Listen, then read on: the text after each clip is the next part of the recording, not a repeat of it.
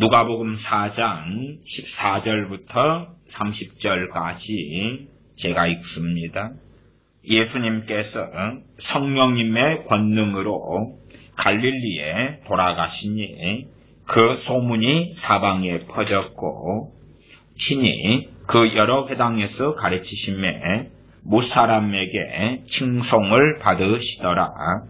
예수님께서 그 자라나신 곳 나사렛에 이르사 안식일에 자기 규례대로 회당에 들어가사 성경을 읽으려고 서심에 선지자 이사야의 글을 들이거늘 책을 펴서 이렇게 기록한 데를 찾으시니 곧 주의 성령님이 내게 임하셨으니 이는 가난한 자에게 복음을 전하게 하시려고 내게 기름을 부으시고 나를 보내사 포로된 자에게 자유를 눈먼 자에게 다시 보게 함을 전파하며 눌린 자를 자유케 하고 주의 은혜의 해를 전파하게 하려 하심이라 하였더라.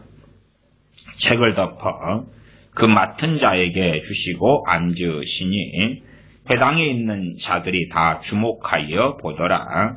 이에 예수님께서 저희에게 말씀하시되 이 글이 오늘날 너희 귀에 응하였느니라 하시니 저희가 다 그를 증거하고 그 입으로 나오는 바 은혜로운 말을 기이 여겨 가로되 이 사람이 요셉의 아들이 아니냐.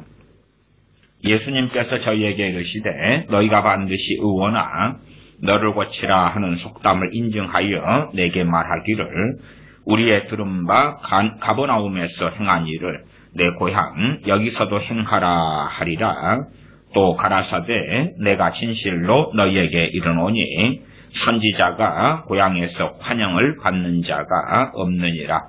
내가 참으로 너희에게 이르노니 엘리야 시대에 하늘이 새해 6달을 닫히어 온 땅에 큰 흉년이 들었을 때에 이스라엘에 많은 과부가 있었으되 엘리야가 그중 한 사람에게도 보내심을 받지 않고 오직 시돈 땅에 있는 사렙다의 한 과부에게뿐이었으며 또 선지자 엘리사 때에 이스라엘에 많은 문둥이가 있었으되 그 중에 한 사람도 깨끗함을 얻지 못하고 오직 수리아 사람 나만 뿐이니라. 회당에 있는 자들이 이것을 듣고 다 분이 가득하여 일어나 동네 밖으로 쫓아내어 그 동네가 건설된 산 낭떠러지까지 끌고 가서 밀쳐 내리치고자 하되 예수님께서 저희 가운데로 지나서 가시니라. 아멘. 누가복음 4장에는 참 놀라운 주님의 사명 또한 주님을 전능하신 아버지께서 보내신 이유 성령님께서 인카네이션 하신 사람이 되신 사람의 몸으로 오신 주님께 임하신 그 이유 그리고 주님 자신께서 아주 직접적이진 않지만 그러나 주님 자신이 메시아이심을 증거하는 이러한 말씀들이 나와 있고 이에 대한 말씀을 들은 나사렛 사람들이 어떻게 행동하고 행했는지 하는 것이 나와 있습니다. 많은 사람들이 세상은 타락해져 가고 악해져 가고 완악해져 가지만 그러나 소위 신사도애들이 주장하는 대부흥 대추수를 기대하는 것은 더 좋은 세상을 보고 싶기 때문에 그렇습니다. 대부흥과 대추수에 대한 성경의 근거가 너무 희박하고 너무 억지적이고 그리고 오히려 성경은 고난과 환난과 핍박을 말씀함에도 불구하고 대부흥 대추수가 곧 온다. 그럴 때에 얼마나 소망적이고 좋겠는가. 그래서 사람들은 성경의 근거보다도 그럴싸한 그런 가르침들을 좋아하고 환호합니다. 왜냐하면 그렇게 될 때에 대부흥 대추수가 올 것이고 나는 그것을 맞이할 것이고 그러면 지금 깨어있지 않아도 세상을 사랑해도 나아가 내 가족, 부모, 형제, 자녀들이 세상 사람이라도 곧 어느 때 되면 대부흥이 온 다음에 대추수, 그 다음에 어마어마한 구원의 역사가 나타나고 거기에는 내 부모, 형제, 가족, 자녀들이 들어갈 테니까 그러니까 괜찮아 안심하고 세상 가운데서 즐겁고 재미나고 평안하게 살자. 또한 일시적으로 어려움이 좀 경제적으로 있다 할지라도 곧 대부흥이 오면 그러면 전 세계가 지금보다 더 경제가 살아나고 잘 먹고 잘 마시고 좋아지는 물론 영적으로도 너무나 좋아져서 소위 선지자들처럼 그러한 신앙과 믿음을 가지게 될 거야. 그러면 곧 그러한 시대가 올 거야. 그런 것을 듣기를 좋아합니다. 왜? 그래야지만이 마치 알코올 중독자가 술 취해서 자신의 현실의 문제를 외면하는 것처럼 그런 것처럼 술을 진탕 마시고 깨고 일어나면 모든 현실의 문제가 해결되어 있겠지 하는 것과 비슷한 어리석은 위안 또한 어리석은 소망을 가질 수 있기 때문에 그러하지요. 그리고 크리스천들이 안심하는 이유가 있지요. 그 가운데 하나가 누가복음 4장 18절 19절의 말씀이 되기도 합니다. 가보시면 17절부터 읽어보면 선지자 이사야의 글을 들이거늘 책을 펴서 이렇게 기록한 데를 찾으시니고 주의 성령이 내게 임하셨으니 이는 가난한 자에게 복음을 전하게 하시려고 내게 기름을 부으시고 나를 보내사 포로된 자에게 자유를 눈먼 자에게 다시 보게 함을 전파하며 눌린 자를 자유케 하고 주의 은혜의 해를 전파하게 하려 하심이라.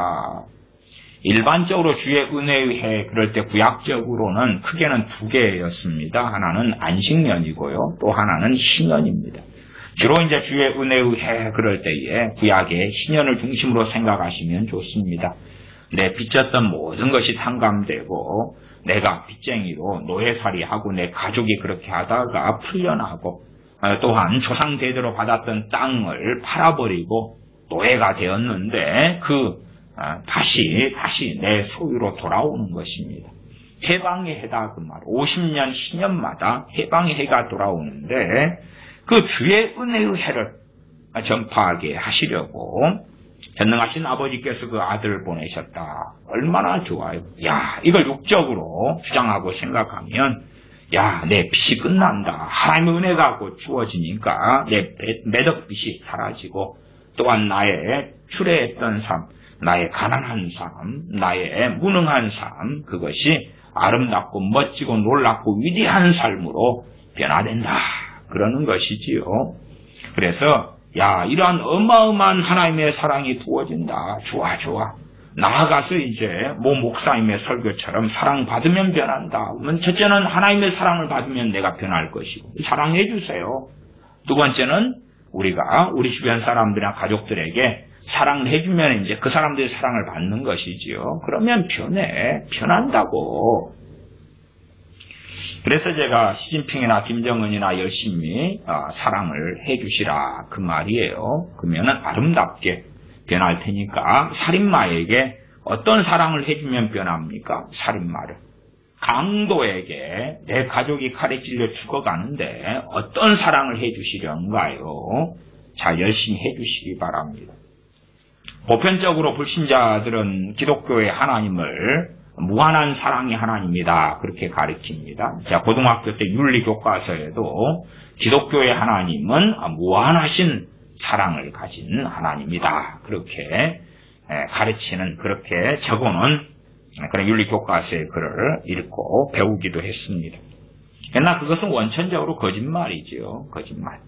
거짓말이기 때문에 대홍수가 있었고 또한 어느 때에 대환란이 있을 것이다. 그 말. 거짓말이기 때문에 지옥이 있는 것입니다. 지옥이 있는 것이. 그렇지 않으면 천국만 있겠죠. 천국만. 무한하신 하나님의 사랑이다 그러면 왜 지옥이 있겠어요? 말도 안 되는 거짓말이죠. 그런데 문제는 그럴싸하고 좋은 성경 구절들 몇 개 가져다 놓고 미래를 꿈꾸는 것입니다.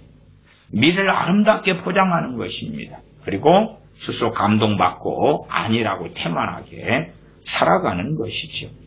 대한민국은 지금은 아직까지는 괜찮은 시대에 있습니다. 온갖 악법들이 만들어지고 그렇지만 아직은 전 세계적으로는 괜찮게, 그럴싸하게, 먹고 살만하게 여전히 살아가고 있습니다.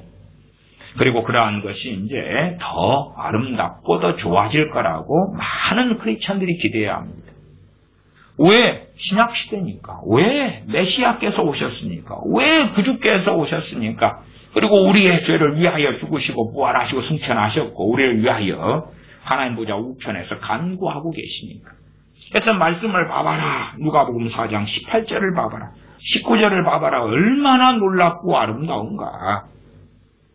주의 성령님이 내게 임하셨으니 이는 가난한 자에게 복음을 전하게 하시려고. 복음은 기쁜 소식이지요. 복된 소식, 기쁜 소식이 전하게 하시려고 내게 기름을 부으시고 나를 보내사 포로된 자에게 자유를, 포로에서 자유를 준다. 무슨 포로가 있겠어요? 마귀의 포로, 죄의 포로, 그런 포로들이 있을 거 아닙니까? 때로는 질병, 마찬가지고 그 아래 눈먼 자에게 다시 보게 함을, 그러면 질병에 치유죠. 봉사를 눈뜨게 한다. 봉사가 눈떠서 신문을 본다. 그런 것처럼 눈먼 자만 치료하겠습니까? 귀가 먹은 자, 벙어리 된 자 다 고치시겠지요. 그러면 암병이든 어떤 병이든 간에 주님 오셨기 때문에 이제 다 고쳐진다. 너무나 좋아. 눌린 자를 자유케 하고 눌린 자, 억눌린 자. 다시 말하면 이것도 공산주의, 사회주의 사상을 가진 자들이 정말 좋아하는 성경 구절이 누가복음 4장 18절, 19절입니다. 눌린 자를 자유케 해야 된다. 눌린 자가 뭡니까? 노동자, 농민, 가난한 자, 학대받는 자, 억압받는 자, 소위 저소득층, 눌린 자를 자유케 해야 된다. 눌린 자를 자유케 해야 돼. 소위 그래서 이 좌파, 좌익, 진보, 기독교인들은 해방신학이라 해방을 시켜야 된다고 말해. 눌린 자를. 저 강대국에서 억압받는 그러한 국가, 나라, 민족들을 해방시키고 소수민족을 해방시키고 소수인권이기 때문에 동성애자가 소수잖아. 걔네들이 해방시켜야 돼. 미국도 이번에 존 바이든이 평등법을 통과시키겠다 공약을 하고 그것을 가지고 해서 이번에 하원에서 평등법 통과됐죠. 이제 상원 남았나요? 그렇게 해나간다. 누구에 대한 평등이지요? 누구에 대한? 어쨌든 그건 소위 소수 인권이지요. 그 자들이 눌린 자가 되는 거예요. 눌린 자. 또 이러한 나라에 반군이 있다. 그럼 반군이 소수예요. 그럼 반군도 마음대로 살 수 있는 나라예요. 그런 나라를 만들겠다. 그건 눌린 자를 자유케 하는 거죠. 그래서 WCC 같은데 이런데 진보, 소위 기독교의 탈을 쓰고 있는 데서는 공산주의자나 반군들에게도 헌금을 보내는 거예요. 돈을 보내는 거예요. 왜? 걔네들이 성공해야 되니까. 그래서 끊임없이 전쟁을 부추기는 그러한 악순환 속에 들어가지요. 또한 난민들이 어마어마하게 생겼다. 그럼 난민들이 눌린 자들이잖아요. 자유케 해야 돼요. 그럼 난민들이 어디로 가야 돼요? 좋은 나라에서 터전 잡고 살 수 있어야 돼요. 그러니까 난민을 받아들여라. 아니, 난민이 좋은 나라에 들어가는 건 저도 찬성합니다. 저도 찬성해요. 그러나 난민 문제가 그렇게 간단한 문제가 아니잖아요. 어느 A라는 나라가 빚 때문에 올라앉았는데 난민을 받아주면 난민의 주택은, 난민의 땅은, 난민의 직업은, 직장은, 난민의 생활, 구호 자금은 어떻게 할 거예요? 그렇게 간단한 문제가 아니잖아요. 단순한 문제가 아니에요. 어쨌든 그냥 쉽게 생각하는 거예요. 무조건 난민의 국경을 열고 난민들을 다 받아들이고 난민들에게 어마어마한 돈을 쏟아부어 노동자도 주인이 되는 세상을 만들어야 돼. 노동자에게 회사를 넘겨. 눌린 자야. 눌린 자 자유케 해야 돼. 이게 주님께서 오신 일이고 우리가 그 사명을 이어서 해야 돼. 그래서 진보 기독교인들이 너무 많죠. WCC, NCCK를 중심으로 해가지고 우리나라는 진보 기독교인들이 눌린 자를 자유케 해야 돼. 그리고 설교도 어마어마하게 합니다. 제 기장교회에 가면은 주로 이 구절을 가지고 눌린 자 자유케 하는 설교 참 많이 해요. 주님이 그걸 하러 오셨다고. 물론 해석은 자의적이어서 자기 멋대로 하는 거지. 그러나 너무 좋아요. 자기들은 그래서 노동운동을 해요. 노조 만들고 노동운동을 해요. 교회가 뒷베이스가 돼가지고 그렇게 목사들이 때로는 그에 뛰어들어요. 그 전에 유명한 그 목사님, 김진홍 목사님 같은 분도 그런 세계에서 일찍 뛰어들어서 일했던 양반이고, 뭐 서경석 목사님 이런 양반도 좌익에서 돌아왔다 그러지만 다 그의 과거들이 그런 거 아닙니까?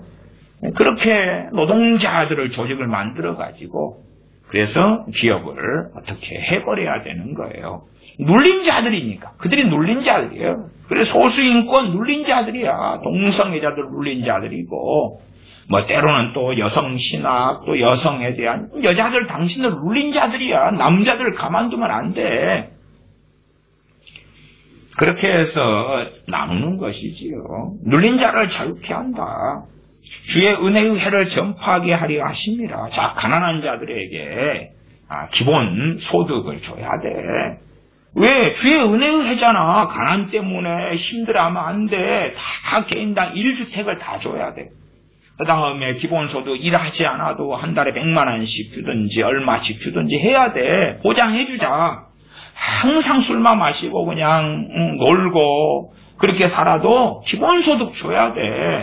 집 없는 자들에게 집을 줘야 돼. 집 없는 사람이 해방을 맞이해야 될 거 아니야. 임대주택에서 사월세, 월세에서 전세에서 해방돼야 되잖아.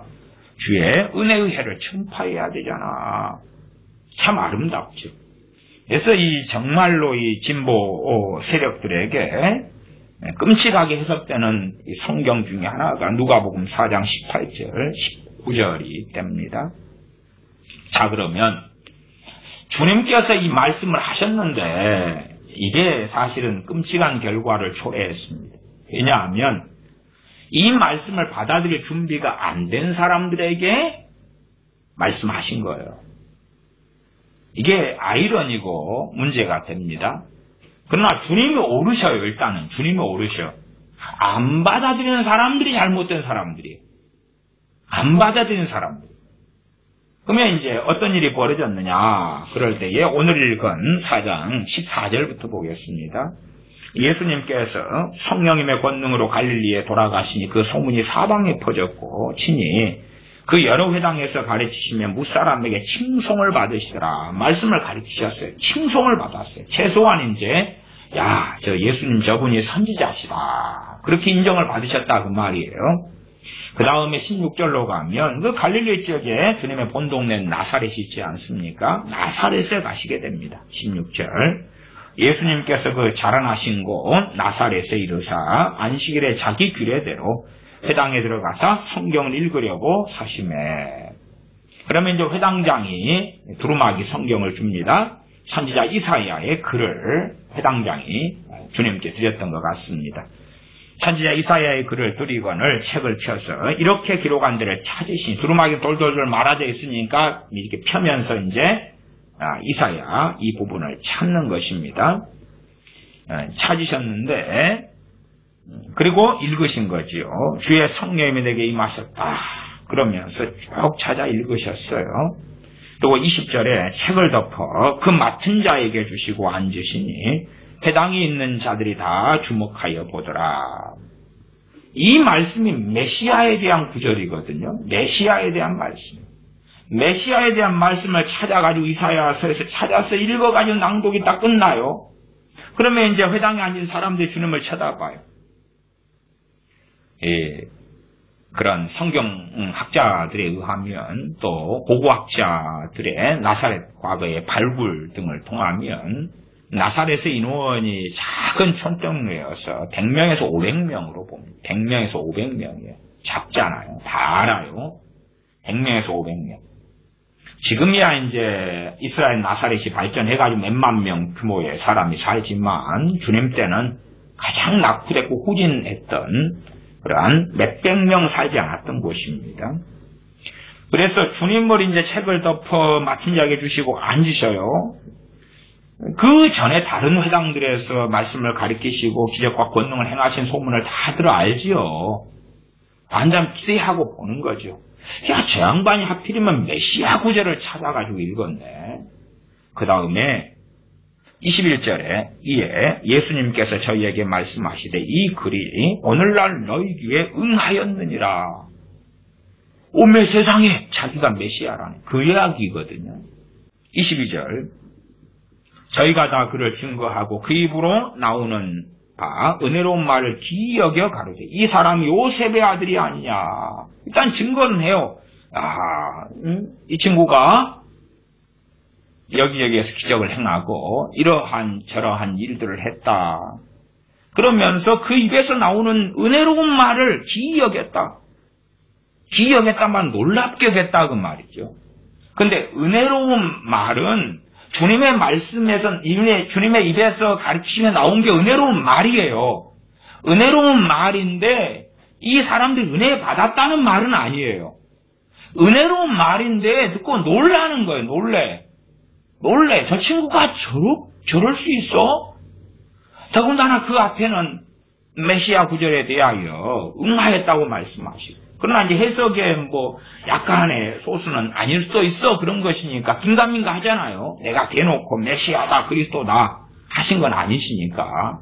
그냥 직접적이긴 한데 간접적인 어떤 그러한 피해 나갈 그런 여지는 좀 있으니까. 그래서 이 사람이 요셉의 아들이 아니냐. 물론 그 다음에 이제 생략된 것들이 좀 많이 있겠죠. 주님께서 말씀하십니다. 23절에 저희에게 이르시되 너희가 반드시 의원아 너를 고치라는 속담을 인증하여 내게 말하기를 우리의 들은 바 가버나움에서 행한 일을 내 고향 여기서도 행하라. 의원아 너를 고치라는 속담의 해석이 뭐냐 그러면 너가 의원이잖아. 그러면은 너와 가장 가까운 사람들부터 치료해. 우리 한국식으로 하면 학연, 지연 이런 걸 이야기하는 것입니다. 팔이 안으로 굽는다 그 말이에요. 누구를 도우려면 가족부터 도와라. 또 의사면 치료하려면 우리 가족부터 치료해라. 형제부터 고치고 치료해라. 이런 이야기예요. 그런 의미에서 의원아 너를 고치라 하는 속담처럼 우리의 들은 바 가버나움에서 행한 일을 그 기적과 권능을 가버나움이나 베세다나 고라신에 대하여 그 어느 고을들보다 더 많은 권능을 행하셨다고 성경에 기록하잖아요. 그것을 이 나사렛 동네에서 해줘. 여기가 너가 자란 곳이잖아. 너 가족이 있는 곳이잖아. 여기서 해줘. 그렇게 너희가 말할 것이다. 왜 그들의 뱃속에 있는 이야기거든요. 나사렛 사람들의 원하는 이야기를 주님께서 직설적으로 오픈하시는 거예요. 그런 다음에 24절에 또 가라스 때 내가 진실로 너희에게 이르노니 선지자가 고향에서 환영을 받는 자가 없느니라. 어쨌든 모세에도 표현했던 것처럼 나와 같은 선지자 한 명을 하나님께서 보내실 것이다. 그러니까 주님 자신은 메시아기도 하시고 선지자로 오셨고 또한 히브리서 말씀에는 사도라고 말씀하시죠. 하나님의 보내신 사도가 되시죠. 그러니까 주님은 선지자이자 메시아이자 사도이자 교사이자 다 모든 것을 다 하신 분이시죠. 만능, 진정한 만능 엔터테인먼트죠. 모든 사역을 다 하신 분이에요. 그래서 주님께서 자신을 선지자라고 말씀하시는 것도 정확한 진리고 사실입니다. 그래서 이제 주님께서 말씀하시는 것이 선지자가 고향에서 환영을 받는 자가 없느니라. 왜? 이 사람들이 원하는 건 정욕적으로 주님을 나사렛 동네 사람들이 시험도 하고 테스트도 하고 이용도 하고 자, 우리가 만족할 만큼 너 고향 동네에 왔으니까 기적과 이적과 권능을 행해. 그렇게 되고야 말았던 것이지. 참으로 좋은 것은요. 주님께서 누가복음 4장 18절 19절에 눈먼 자를 다시 보게 하고 포로된 자에게 자유를 주고 눌린 자를 자유케 하고 주의 은혜의 해를 전파하려고 성령님께서 내게 임하셨고 아버지께서 나를 보내셨다. 참으로 놀라운 굿뉴스. 복음을 어디에 했어요? 나사렛 사람들에게 이 말씀을 가지고 전하셨다 그 말. 결과는 나빠요. 나빠요. 너무너무 나빠요. 결과는. 그러니까 놀라운 복음의 말씀을 주님께서 자신의 사명에 대한 것 또한 복음의 말씀을 증거하셨는데 그 증거를 받은 나사렛 사람들은 그 말씀이 이루어지지 않았어요. 실상은 주님 편에서는 저는 그리 말씀드리겠어요. 가장 놀라운 사랑의 말씀과 은혜의 말씀을 증거하셨다. 그래서 22절에도 그 입에서 나오는 바 은혜로운 말, 주님의 입에서 나오는 그 은혜로운 말, 은혜로운 말씀을 증거하셨는데 은혜가 은혜되지 않았다고 말이에요. 나사렛 사람들 입장에서는 그 은혜의 말씀은 던져버리고 그게 중요한 게 아니야. 우리에게 기적이 필요해. 우리에게 권능이 필요해.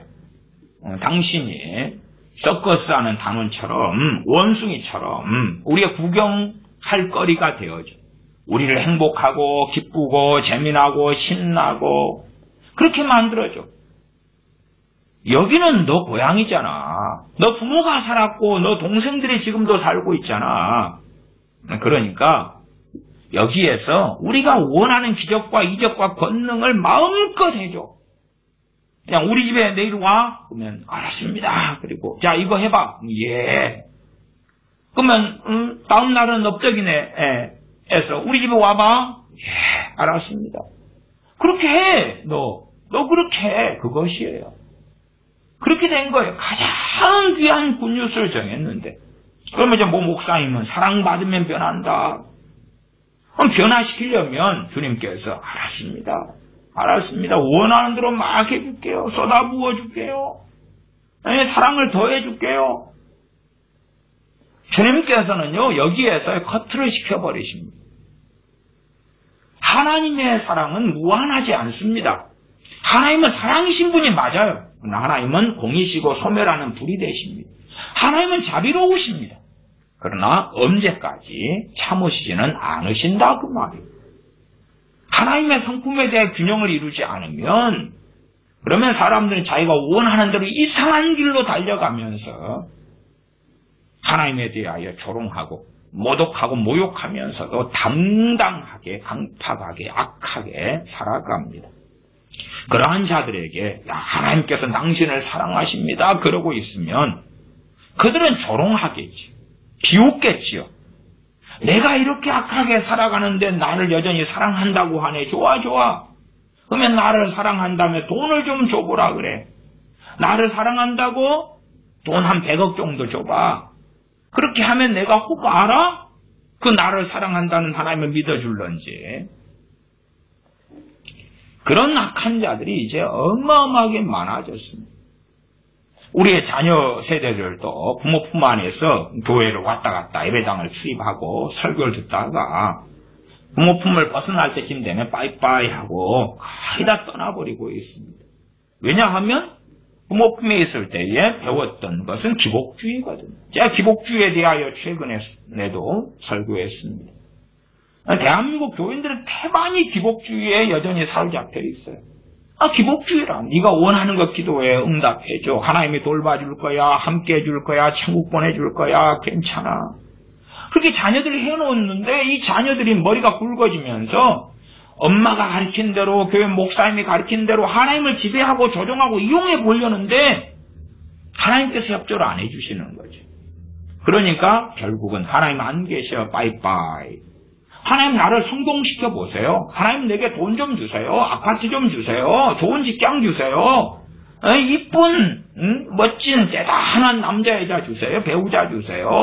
블라블라블라 하는데 하나님은 안 해주셔요. 하나님 어느 주식을 사면 아주 떡상해가지고 한 1000% 이익을 얻을까요? 알려주세요.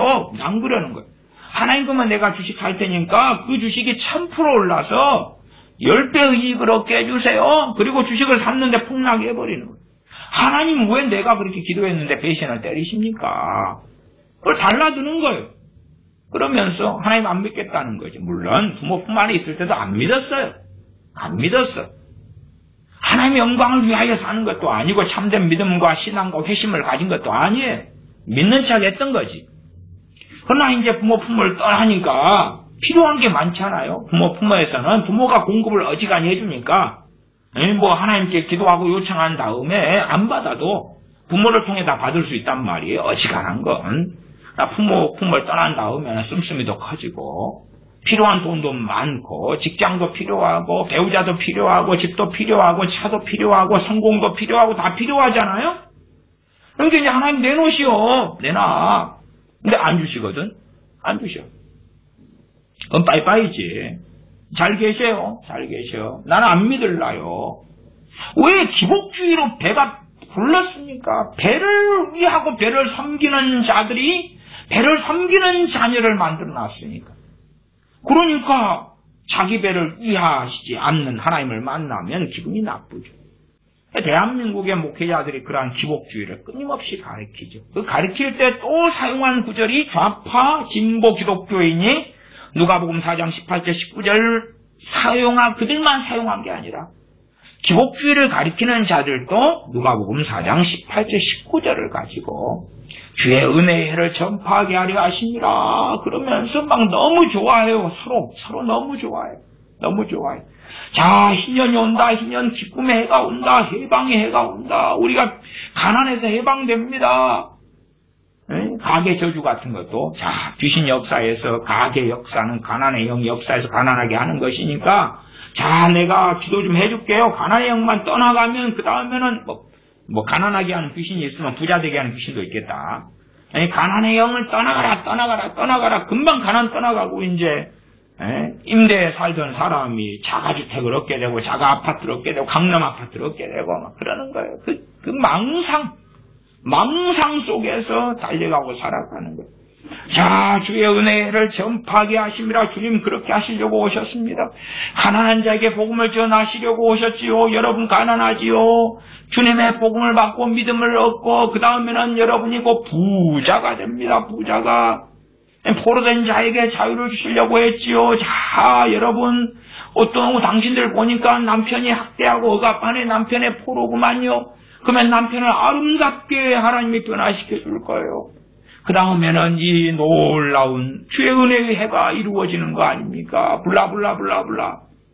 아까지 이제 19절까지 성경을 딱 이야기하고 아니면 21절까지도 좋아. 21절까지도. 이 글이 오늘날 너희 귀에 응하였느니라. 아멘. 어이고 감사해요. 이제 그 오늘날 너희에게 그때 당시가 나사렛 사람들이 이 말씀을 받은 사람들이죠. 물론 모든 전 세계 사람들에게 해당되는 말씀이 됩니다만은 그러나 이것이 이제 바로 자 너희에게 응하였다. 우리에게 오늘 이루어진다. 아멘 아멘 아멘. 그리고 사는데 주님께서 이 나사렛 사람들이 하는 행사, 하는 행위 또한 마음가짐을 보시고 여기에서 컷을 해버리십니다. 마치 2명씩 제자들 짝 피워 보내시면서 너희를 영접지 아니하거든 나와서 발의 먼지를 떨어버려라. 때로는 발의 먼지를 떨어버리라는 것은 대표성입니다. 발 대신에 이 옷의 먼지를 떨어버리는 방식을 사용하기도 했다 그 말이에요. 먼지를 떨어버려. 아니다. 너희하고는 끝이야. 끝이야. 관계가 없다 그 말이에요. 절교죠. 절교. 그런 것처럼 주님께서 선지자가 고향에서 환영을 받는 자가 없느니라 24절 하반 그리고 25절에 내가 참으로 너희에게 이르노니 엘리야 시대에 하늘이 새해 6달을 바치어 온 땅에 큰 흉년이 들었을 때에 이스라엘에 많은 과부가 있었을 때 엘리야가 그중 한 사람에게도 보내심을 받지 않고 과부들이 많아요. 과부들이 많다는 것은 돈을 벌어올 사람도 없고 굶어 죽어간단 말이에요. 자식들은 어떻게 해요? 그러니까 엘리야 선지자가 보내심을 받은 이 시돈 땅 살았다 과부 같은 경우도 한 끼니 겨우 자식 아들과 함께 빵 구워 먹고 죽을 거라고 하는 지경이란 말이에요. 그런 지경에 있는 무수한 과부들이 있었단 말이에요. 무수한 과부들이. 이 당시에 3년 반 기근이 드니까 과부들이 얼마나 많아요.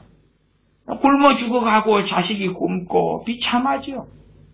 그러면 하나님께서 엘리야 선지자를 보내셔가지고 그 모든 과부들을 구제하시든지 하다못해 50%라도 하든지 엘리야 선지자가 그냥 금덩어리를 어마어마하게 싸질머지고 가가지고 마치 그 의적 홍길동처럼 그렇지않으면 집안에 그냥 아니면 로빈훗 같이 해도 되겠다.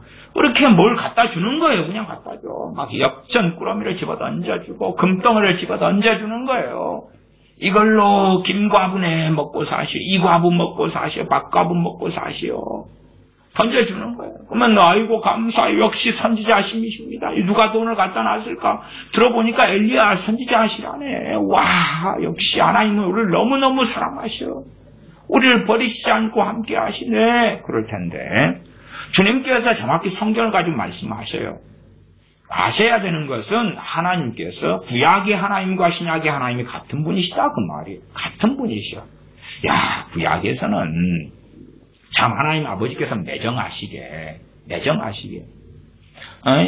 이 사렙다 과부 하나에게만 내보내셨대. 그것도 시돈 땅에 있는 사렙다 과부. 시돈 땅에 있는 이스라엘 땅도 아니고 이스라엘 과부에게도 아니고. 왜 이렇게 매정하셨대? 그러나 주님께서는 나는 구약의 하나님 아버지와 다르니라.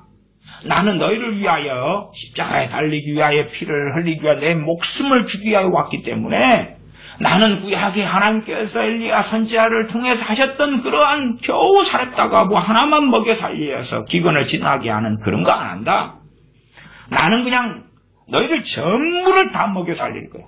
아무도 과부? 아니 과부도 없게 해줄게. 남편 아무도 안 죽어. 아무도 안 죽어. 과부가 먼저 죽어.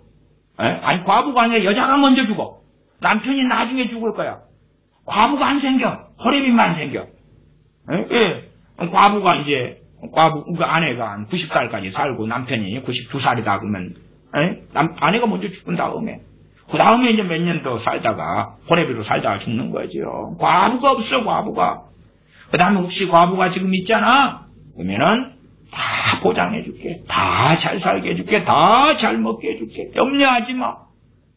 그런데 놀랍게 구약의 그 3년 반 기근 동안에 엘리야 선지자를 사렙다 과부 하나에게만 보냈던 것처럼 너희에게도 그런 상황이다. 똑같아.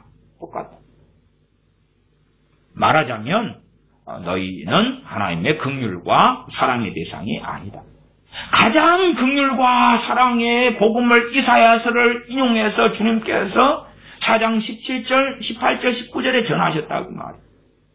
그러나 이제 조금 지난 다음에 주님께서 매정하게 아니야 끊어버리시는 거예요. 어떤 데에 가서는 이런 양이 한 마리가 있는데 잃어버리지 않은 양 99마리를 놔두고 이런 양 하나를 자주 가신다.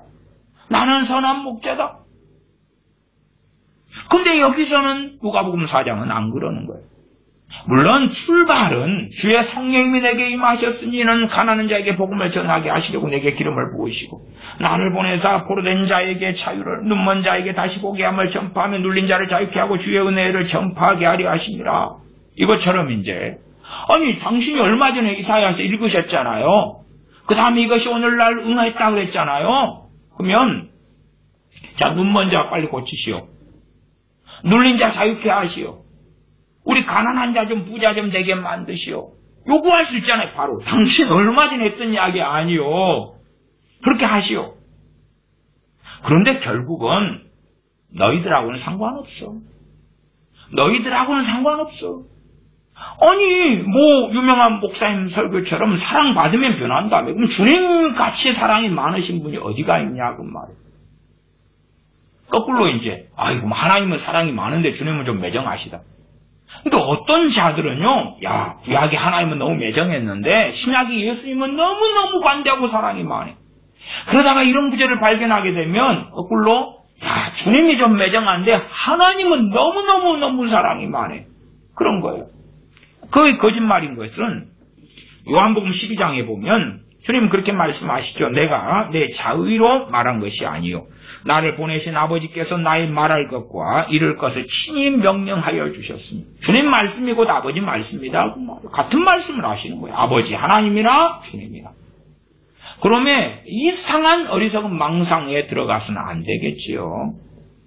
물론 사람들은 그렇게 읽겠죠. 이런 성경도 바로 너가 시돈 땅에 있는 사렙다 과부다. 그러니까 엘리야 선지자 때 사렙다 과부 설교도 저는 부흥사 목사님들 통해서 몇 번 들었습니다. 그러니까 이제 그 부흥에 참석한 분들 전부 다 사렙다 과부로 만들더만요. 그래가지고 그 기적이 밀가루 통에서 가루가 떨어지지 않고 기름 그릇에서 기름이 떨어지지 않게 해주실 거다고 막 선언하더만요. 와, 그래서 한꺼번에 부흥회 한 300명이 참석했는데 사렙도 가부가 300명이 돼버리는 거예요. 300명이. 이 기적, 아멘, 아멘, 아멘. 사렙도 과부에 일어났던 기적이 오늘날 당신들에게 일어납니다. 아멘. 근데 주님은 지금 정반대의 말씀을 하시는 거예요. 마찬가지로 나만 장군 가지고 부흥사분들 많이 불라 하는 걸 저 들었어요. 자, 나만 장군을 치료하셨던 하나님, 문둥병을 고치셨던 하나님께서 여러분에게 지금 역사하십니다. 그러면서 그 나만 장군이 입었던 그 은혜를 그 부흥에 참석한 사람들이 다 지금 받는다는 거예요. 지금 받아. 그러니까 사람들이 좋아서 헐떡헐떡 하는 거예요. 헐떡헐떡해. 개한테 그냥 소고기 하나 던지면 개가 헐떡헐떡 해가지고 좋아서 막 침칠질 흘리는 것처럼 헐떡헐떡해. 왜? 기복주의에 깊이 빠졌으니까. 천국은 땅은 당상이고 주님을 위하여 고난받는 것, 좁은 길로 좁은 문으로 들어가 힘쓰는 것, 순종하는 것, 끝까지 주님께 붙어있는 것, 열매 맺는 것, 참된 회심 속에 살아가는 것, 뭐 등등등은 다 던져버리고 천국은 땅은 당상이야. 이미 천국은 들어갈 게 보장됐기 때문에 이제 이 땅에서 잘 먹고 잘 살아야 되잖아. 하나님 이용해서. 하나님은 차고 넘치시잖아요. 그 차고 넘치시는 것 좀 주라니까요.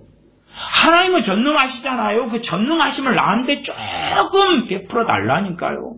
하나님은 기적의 하나님, 권능의 하나님, 하나님은 치료의 하나님, 하나님은 준비하시는 하나님, 승리의 하나님, 그렇잖아요. 나한테 지금 승리 좀 조금 달라니까요. 무슨 승리 줄까? 저 치킨집 하는데 요즘에 매상이 떨어져가지고요.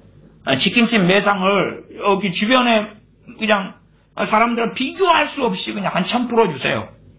아, 그런 승리를 원하는구나. 예. 제 사업을 하는데 사업이 요즘 좀 안 됩니다. 승리를 주세요. 승리를. 승리케 하시는 하나님. 아멘. 아멘. 내 자식이 성격이 안 좋아요. 원하는 대학에 못 들어가겠어요. 하나님 내 자녀에게 승리를 주시옵소서. 승리가 뭔데? 예, 카이스트 가는 거죠. 지금보다 성격을 엄청 좋게 지혜를 주세요. 아예 그냥 문제와 정답을 알려줘 버리세요.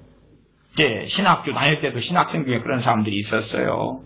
시험 공부를 안 하면서도 막 기도를 해요. 시험 문제하고 정답을 알려달라고. 꿈에 계시해달라고. 꿈에 계시해달라고. 이야, 그래서 참 이상한 정신이 좀 이상한 친구들이 신학교에 많이 온다. 뭐 지금의 그 정신 이상한 친구들이 목사님들이 다 됐습니다. 그래서 정신 이상하게 설교를 하시는 것 같아요. 27절. 또 선지자 엘리 사때에 이스라엘에 많은 문둥이가 있었을 때 그 중에 한 사람도 깨끗함을 얻지 못하고 오직 수리아 사람 나만 뿐이니라. 그래도요, 당시의 나사렛 사람들이 우리보다 나은 것이 하나가 있어요. 내가 볼 때. 뭐가 나았냐 그러면 주님 하신 말씀의 의도를 알아먹었어요.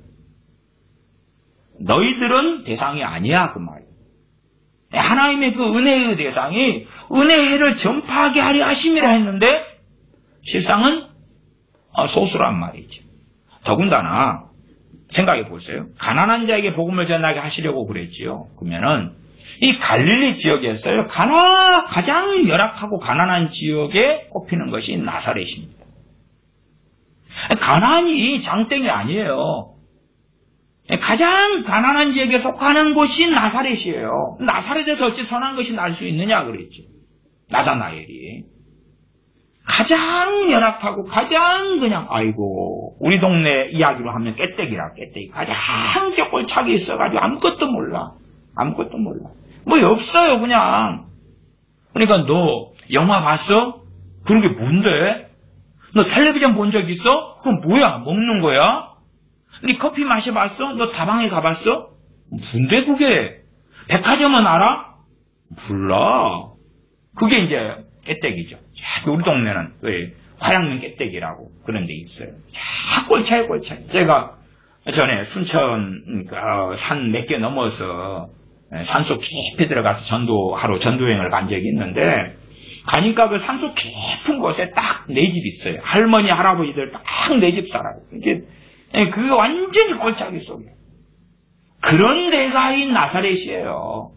그러니까 가난한 자에게 복음을 전하게 하시려고 우리 가난해. 맞아, 잘 찾아왔다. 잘 찾아왔다. 자, 그러면 우리가 정말 필요한 복음은 일단은 우리는 이스라엘 백성이잖아. 천국 보장됐어. 필요한 게 예수요. 우리에게 필요한 게 돈이야, 돈. 돈이요, 돈. 그 다음에 병원 시설 예약한 거 알지? 의사도 별로 없고 그러니까 우리부터 어떻게 고쳐. 의원아, 너를 고쳐라. 우리부터 치료하고 고치고 그래 건강하게 일단 만들고 그 다음에 먹을 것을 넉넉하게 재산을 줘야 될 거 아니야. 우리를 그렇게 먼저 고쳐. 다양하게 고쳐봐. 누구? 이사야서를 읽으면서 오늘날 너희에게 응하였느니라 그렇게 했잖아. 최소한은 메시아 이것은 뭐 아니라도 뭐 선지자 그래 까짓것 인정해줄게. 근데 인정받고 싶지 선지자로. 그러면 우리한테 좀 해봐. 가버나움에서 행한 일을 내 고향 여기서 또 행하라. 그들의 뱃속을 주님이 뚫어보시고 그렇게 너가 할 것이다. 너희가 그것처럼 해봐. 그 기적과 권능과 이적을 해봐. 우리를 즐겁게 재미나게 신나게 파티하고 잔치하도록 해봐. 그러나 주님께서는 거절하시는 거죠. 27절 또 선지자 엘리사 때에 이스라엘에 많은 문둥이가 있었으되 그 중에 한 사람도 깨끗함을 얻지 못하고 오직 수리아 사람 나만 뿐이니라. 나만 하나야. 그 수리아가 아람 장군 나만 아닙니까? 이방이죠.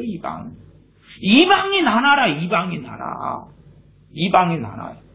이스라엘 백성도 아니고 이스라엘의 당시에 문둥병 게 하나도 없어서 이방 사람, 이 수리아 사람 나만 고친 거 아니란 말이고 문둥이가 많았다. 이스라엘에 많은 문둥이가 있었다. 그러면 그 사랑에 무한하신 하나님께서 엘리사 선지자를 문둥이들에게 보내면 되잖아. 문둥이들이 모여서 또 집단 거주 하거든요. 움막 같은 거 지어놓고 보내가지고 그 요단강 줄기가 쫙 갈릴리에서 밑으로 쫙 흘러 넘치니까 그리 가면 돼요. 옆으로 가가지고 야 문둥이들아 풍덩 뛰어들어라 7번 몸을 담가라. 그러면 그냥 어이구 깨끗해졌습니다. 어이구 하나님은 살아계십니다. 하나님이 나를 잊지 않으셨군요. 그럴 거 아니에요? 근데 하나님이 안 보내시는 거예요.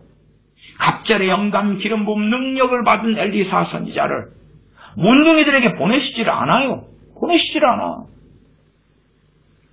하나님의 사랑은 한계가 있고 제한이 있지요. 제한이 있어요. 그러나 하나님의 사랑이 무한하다. 사랑받으면 변한다. 그러면 우리하고는 비교할 수 없는 하나님의 사랑이에요. 그 하나님의 사랑, 주님 그리스도의 사랑. 제가 로마서 8장을 통해서 하나님의 사랑에서 끊을 수 없다. 또한 그리스도의 사랑의 풍성함이 나와 있는 로마서 8장의 말씀을 가지고도 최근에 설교했습니다. 그 사랑의 넓이와 깊이가 어떠함을 깨달아. 사도 바울의 기도도 있지요. 얼마나 하나님의 사랑이 높은지 넓은지 깊은지 커다란지. 그런데 우리의 사랑하고 어찌 비교되겠습니까? 그 하나님께서 충분히 문둥이를 고칠 수 있는 그 능력을 받은 엘리사 선지자를 이스라엘의 문둥이들에게 보내시지 않았다고 말해요. 그리고 이방 사람 나아만, 아람 장군 나아만이 왔을 때에 그를 고치시는데 사용하셨지. 마찬가지로 3년 반 기근 동안에 그 엘리야 선지자가 그 놀라운 나아가 승천한 선지자, 그 선지자를 시돈 땅 사렙다 과부 한 명에게만 보내셨다.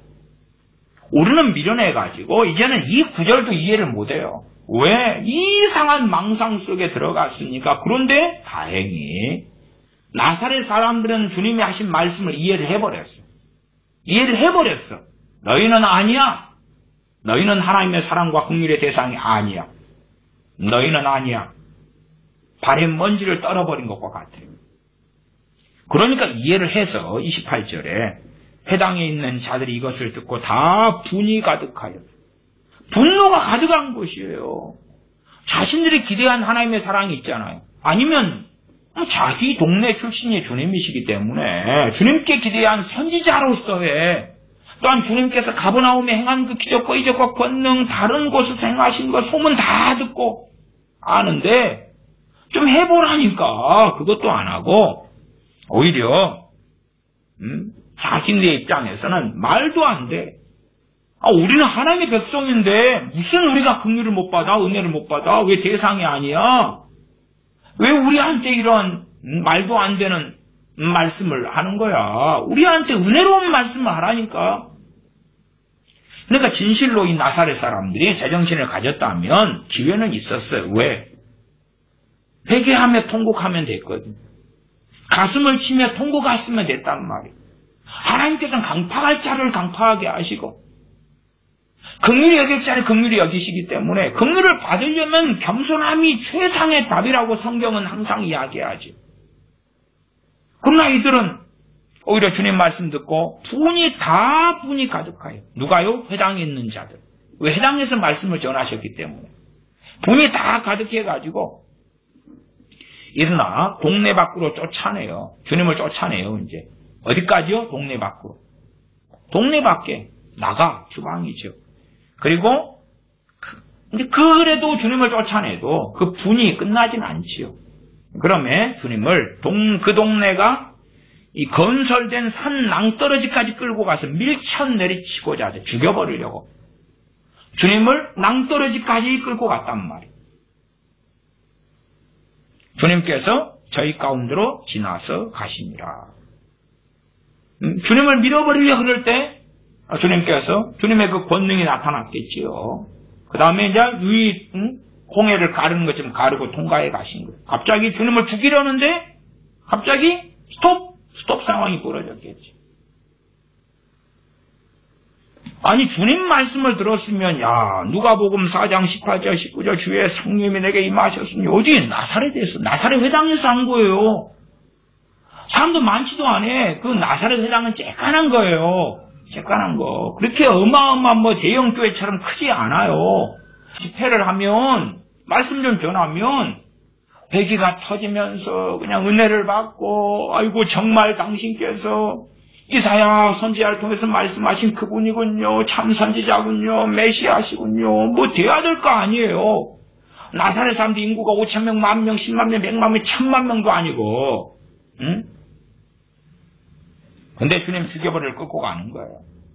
그러니까 사람들이 누가복음에 설교하면 전체를 보면 되는데 환장 파티를 하는 거예요. 환장 파티를. 초환장 파티인가요? 그래서 누가복음 4장 18절 19절만 가지고 좋아 불라 좋아 은혜의 해를 전파하자 좋아 그리고 많은 거예요. 그러면서 주님을 시험하려고 하죠. 아니 주님을 위하여 살아야 되는데 주님 말씀을 듣고 주님을 기쁘시게 하려고 살아야 되고 하나님을 기쁘시게 하려고 살아야 되는데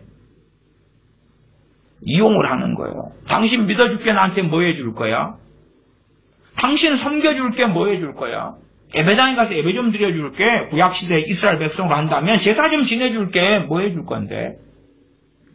하나님께 예배 제사 지내준다니까? 짐승 잡아준다니까?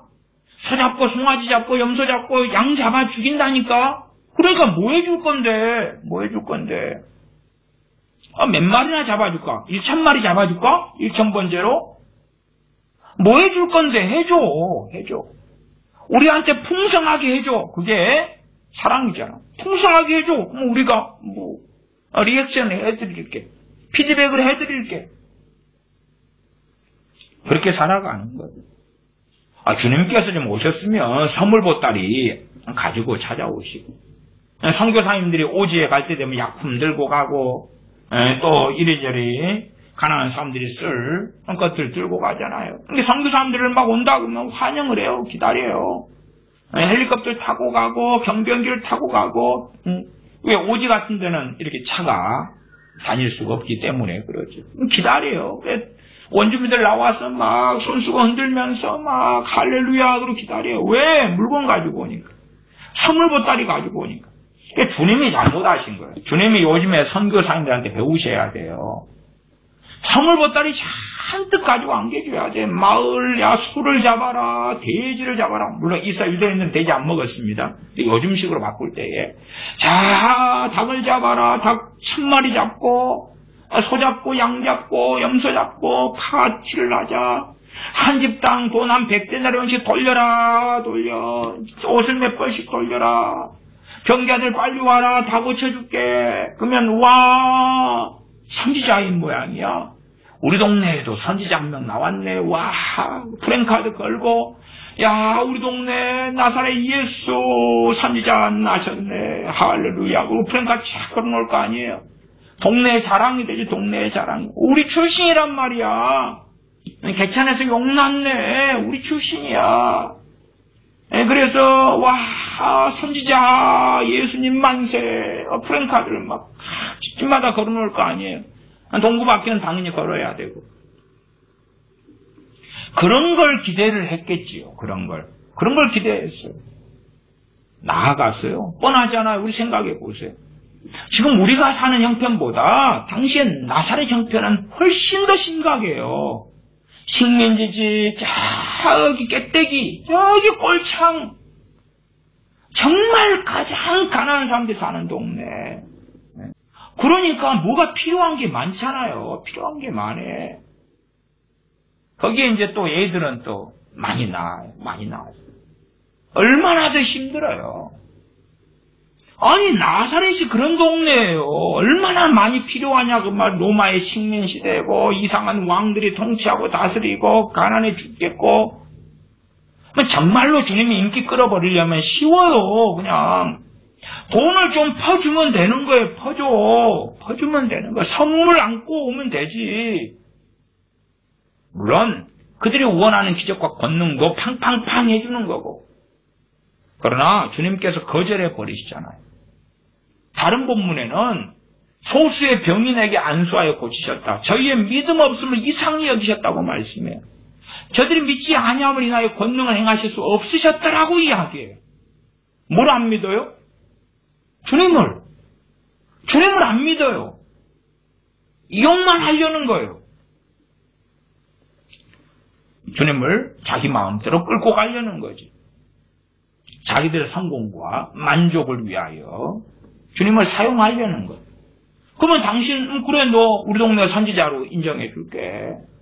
그러나 우리를 신나고 재미나고 행복하고 잘 먹고 잘 살고 잘 나가게 해줘봐. 그러니까 사실은 이 진보나 좌파 기독교 세력도 마찬가지예요. 노동자 세상, 농민 세상, 가난한 자가 없게 하는 거예요. 가난한 자가 없게. 다 잘 먹고 잘 사는 세상 나온다 하는데, 그래서 지난 시간에 사도행전 4장을 가지고 니것 내것 없이 통용하면서 핍절한 자가 없었다. 이것은 이제 이 좌파의 마인드를 가진 사람이 아마 개정개혁판을 번역하면서 주로 그 공동번역, 새번역 쓴 사람들도 그런 좌파 기독교인데 태반이거든요. 그래서 같이 따라가지고 핍절한 자를 가난한 자로 하면서 가난한 자가 하나도 없었다. 이렇게 하는 양상인 것 같아요. 그러나 그렇지 않다. 그러니까 성경을 이 좌익들은, 좌파 기독교인들은 자기 마음대로 그렇게 갖다 쓰는 거예요. 그래서 정말 가난한 자를 없게 만들어야 돼. 근데 주님께서 안 그러셨다는 사실이고 선지자들 통해서 하나님께서 안 그러셨다는 사실. 물론 우리가 형제 사랑을 통하여 가난한 교우들을 도와야 돼. 도울 수 있으면. 그치요? 그건 그렇게 해야 돼. 그러나 주님의 목적이나 사도들의 목적이나 하나님의 목적이 가난한 자를 없이 하는 게 아니에요. 예루살렘에 기근이 와가지고 먹을 게 없었을 때 연보를 받아서 좀 제공을 했던 거지.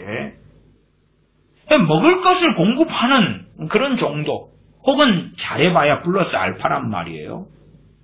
그러지 가난을 없애려면 어떻게 해야 돼? 돈을 얼마나 줘야 돼? 그 어려웠던 식민 시대에 몇 년 먹을 것을 줘야지 가난이 없어지나요? 집을 주고 땅을 주고 그래야 되나요? 그런 게 아니었단 말이에요. 그러니까 사람들이 기대하는 하나님이 있고, 사람들이 원하는 하나님이 있고, 사람들이 원하는 하나님의 사랑이 있어요. 하나님, 내가 믿어드릴 테니까 나를 좀 사랑해 주세요. 이렇게. 그래서 사람들이 기도를 하는데, 기도를 하면 할수록 잘못돼 가는 거예요. 뭐 중보기도 한다 그러고 다고 기도를 하는데 하나님과 점점 멀어지는데 자기들은 몰라. 왜? 아직은 절박하지 않을 때니까. 정말로 하나님 가까운 사람은 절박할 때 기도할 때 응답이 있다는 걸 알 거예요. 절박하다는 것은 평안할 때가 아니고 내가 위기 상황이 터졌다고 말. 도리가 하나님밖에 없잖아요. 그런데 그때 응답은 못 받아요. 왜? 기도를 한다고 했는데 하나님과 점점 뜸을 졌거든요. 하나님을 어떻게 이용할까? 끌고 갈까? 사랑의 하나님, 너무 좋으신 하나님, 좋으신 아버지 너무 감사해요. 자, 그러니 가난한 자에게 복음을 전하시려고 오셨고, 눈먼 자에게 다시 보게 하시고, 포로된 자를 자유케 하고 눌린 자를 자유케 하려고 주의 은혜를 전파하려고 주여 오셨지요. 우리를 그렇게 하세요. 우리한테 하세요. 나한테 하세요. 내 자식한테 하세요. 그렇게 하고 달려가는 거예요. 최소한 주님께서 엘리사 선지자 때에 사렙다 과부나 시리아 사람 나아만 장군에 대한 이야기를 하시면서 그들에게만 보내셨다 하셨을 때 이 나사렛 사람들 말을 알아먹어.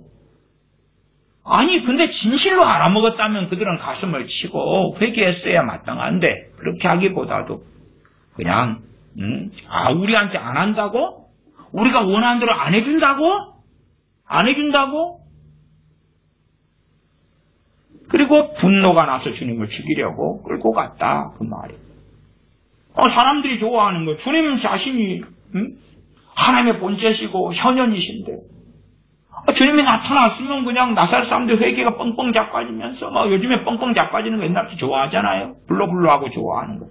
회개가 터지고 변화되고 달라지고 대부흥이 대부흥도 필요 없네. 몇백 명 안 되니까 나사렛 사람들이 부흥이 좀 자신하게 나타나고 그래서 다 그냥 회개가 터지면 철학이 들어가고 주님께서 불러 파이어 한번 하고 그러면 뻥뻥 자빠지면서 병이 치료 고쳐지고 다 너무 행복하고 좋고 이제 필요한 것은 먹을 게 필요하니까 오병이어 기적 몇 번 빵빵 해주면서 그 다음에 이제 살짝 과부한테 했던 것처럼 동에 가루가 안 떨어지고 기름병에 기름이 안 떨어지는 걸 집집마다 쫙 해주고 그걸 가지고 또 그릇을 다 빌려가지고 기름을 또 부어가지고 또 다른 때 했던 그 선지생도 아내에게 했던 거, 그릇을 빌려가지고, 엘리사 선지자가, 그러면 기름병에 기름을 부어가지고, 그렇게 해라.